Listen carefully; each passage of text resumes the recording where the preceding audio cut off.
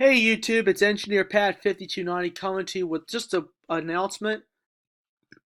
As you can see here, this says it all. NSSD 40-23495, XBN 7115, XCEFX 7115 has again been repainted in the Operation Lifesaver paint scheme, but this time the lights in the crossing signal and Operation Lifesaver logo are now painted red, as you can see here. The unit was repainted at Juniana, but had the existing cab upgraded in Roanoke and had the huge East End package.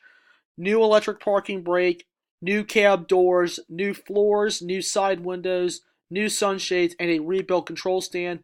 And PTC equipment was also installed on the unit. So be on the lookout for this pretty looking baby to come out on anywhere. And I really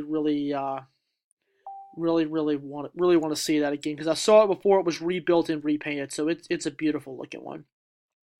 Probably told y'all 4122 got painted.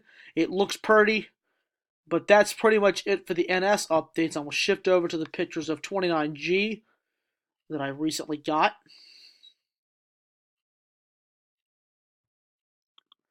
Here was the leader BNSF ES44C44282. And there's the SD70 ACU. I have a better picture of this guy. It's 7232.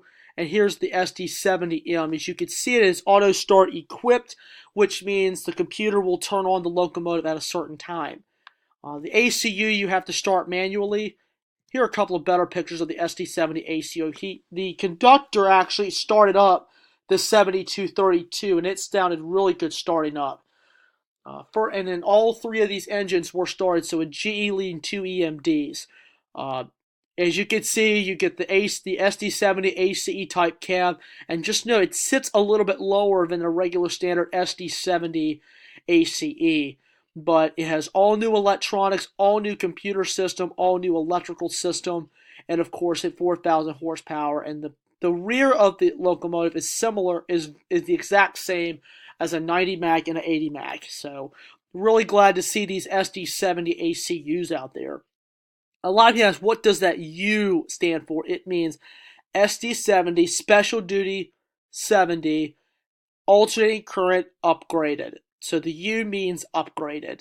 The video is up there for your enjoyment. And here's one of the double stacks that was on it. As you can see, it's going underneath this bridge here. It was really, really cool to see them go under the bridge. So a lot of JB hunts on the train. There was not a lot of bare tables. But a lot of it was loads, which was good. So I'm going to let the video explain all of that for your enjoyment. So that's all the updates I have. I wish there were more. But anyway, I hope you guys enjoyed it. And this is Engineer Pat saying so long. And we will see you guys next time.